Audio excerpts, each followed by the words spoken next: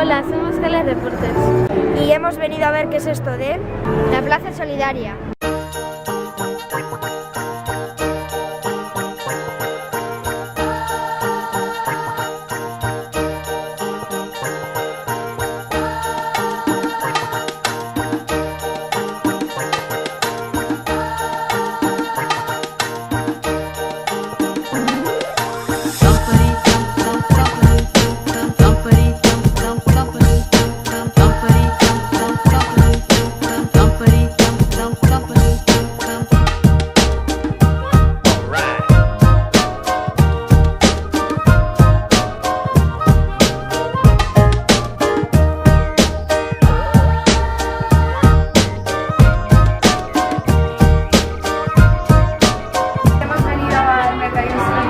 Para pintar las caras a los niños y luego el dinero pues lo llevaremos al terremoto que sucedió en Ecuador.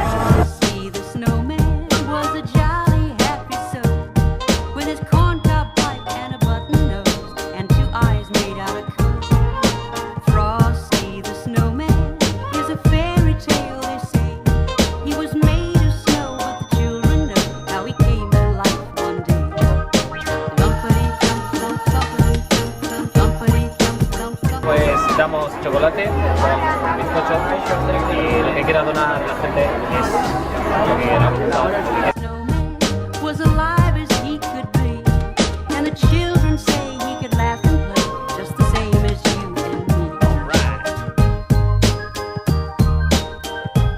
Pues vamos a vender distintas cosas para ayudar a la reconstrucción de la escuela en Ecuador.